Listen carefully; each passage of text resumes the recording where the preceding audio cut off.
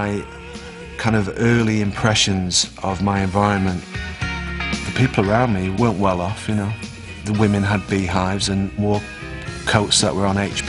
Two lovers entwined, pass me by, and heaven knows I'm miserable now. It was a hard life, really. But you have to find beauty. I think it's an innate human necessity. So if you're in a grim place, you would just find the beauty. In my life, oh, why do I give valuable time to people who don't care if I live or die? These records were so vivid and romantic and joyous. They were the revenge of the deserted northern places. There's lots of snogging on the bridges and feeding people up on leather, and there's ice in the sink where we bathed. What kind of line's that? Where do you get that from? Together, Morrissey and Marr were the most significant songwriting partnership of the 80s. On top of their 4 studio albums, they crafted a stream of standalone singles, including William It Was Really Nothing, Shoplifters of the World Unite, and Panic. They all skip along those tunes, they're all toe tappers. I think that's the great thing about that band is, like, you know, they had these really up tunes that Morrissey would then kind of put his slant on, and Morrissey's lyrics are all very sarcastic. It's about being on the dole and it's about being kind of an outsider. That kind of collision of those two things is what made the Smiths what they were, I think. The hands-off approach of Rough Trade, the band's independent record label, allowed Morrissey and Marr complete control over the Smiths' music and image. Everything about them was like, we do it our way. You know, Morrissey did the sleeves. You know, Johnny was left to his own devices and not told by an A&R man, that will be the next single you're going to record. It would be up to Morrissey and Marr to decide what song they wanted to record as their next single. That's the kind of band we were, you know. We didn't have A&R men, we didn't have people interfering in the music. So we were very in that self-sufficient thing. I mean, we were really independent. In the mid-1980s, the Smiths were at the head of an entire subculture. Indie music took in groups as diverse as the Jesus and Mary Chain, the Fall, the Cocteau Twins, and the Wedding Present. The music itself was self-consciously anti-commercial and difficult to seek out. And it was really exciting to sample it, you know. I used to go to Piccadilly Records in Manchester on a Saturday morning with these slightly arrogant guys, like in High Fidelity, behind the counter would kind of snigger if you bought the wrong thing. But the idea that you were buying into this world, it really felt like you were onto something that 99% of people didn't know about.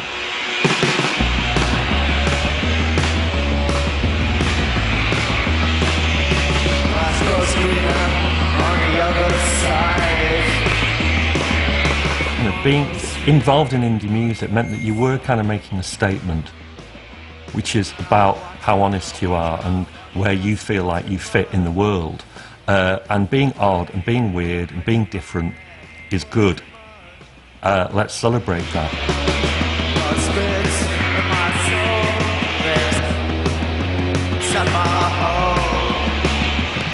Indie, independent music represented almost like a membership card of the outsider gang for a lot of people too. You know, by listening to that music, you were saying, no, I'm one of these guys, not one of those guys.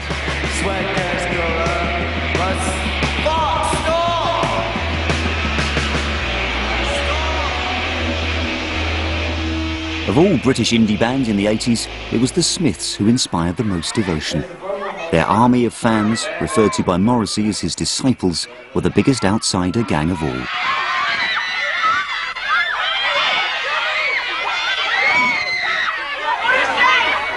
He's celibate, girls, he's celibate! As the Smiths' popularity grew, the band were careful to stick to modest-sized venues. Their gigs always had a sense of occasion, with the group marching on stage to the strains of Prokofiev, as they greeted their audience eyeball to eyeball. There was never a barrier of, we're up here and you're down there, we're great, listen to this, you belong down there. Quite often there was physically no sort of no gap between the audience and the stage, because every night they ended up on it. it'd whip up sometimes because we'd be trying to give people what they wanted. They'd be coming back with, you know, screaming and crying, going crazy, and then that'd spur us on to kind of give it even more.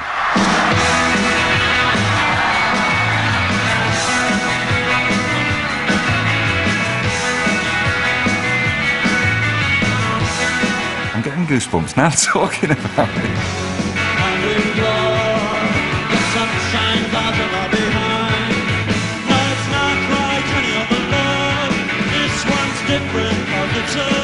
Rather than doing like a massive stadium gig, when you're 25 foot up and you can't even see the heads of the people and, you know, at the front of it, we used to prefer the little sweaty ones, really, where you can see the whites of the eyes of the audience.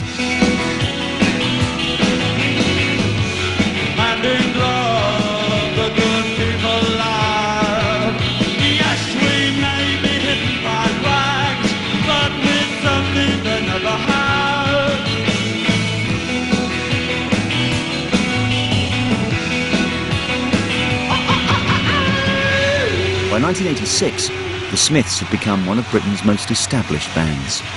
A deal with major label EMI had been agreed, and the band were playing larger and larger venues in the US. But such success brought its own pressures and doubts. The labels were always keen to say, well, you know, one more tour and you're going to be the next U2. But not everybody wants to be U2. Oh, mother, I can feel the soul falling over my head.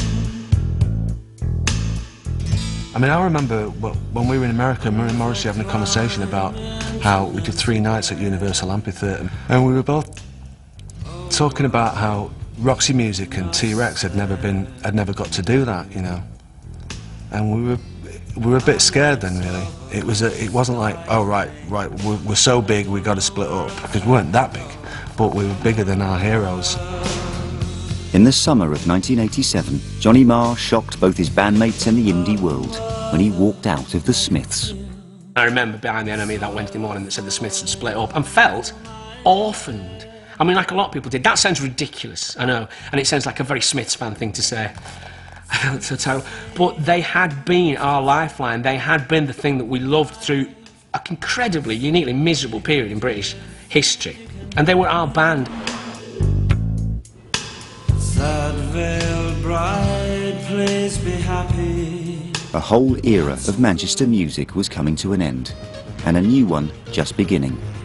The Smiths' demise coincided with the coming of house music, a sound fueled by the new drug of the moment, ecstasy.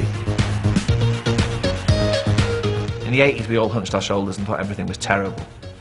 And then people you know started coming back from the hacienda having taken this drug that everyone was talking about.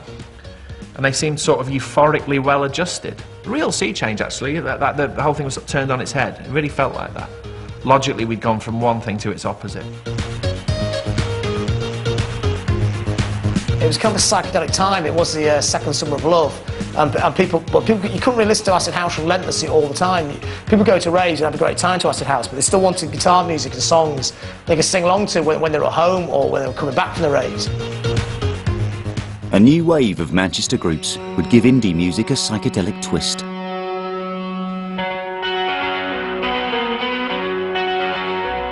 The Stone Roses led the way.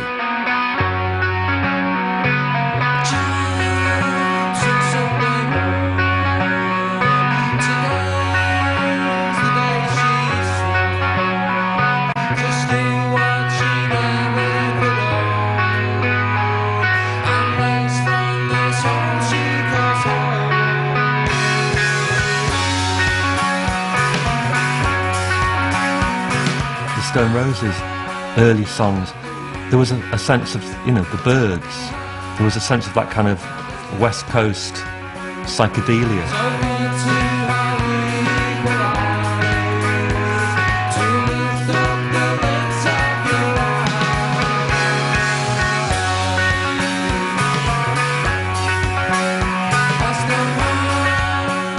And then the other thing which the Stone Roses did was that they had rhythms at the forefront of the music, which, again, indie bands tended not to. It's all about the rhythms just propelling you forward, and the momentum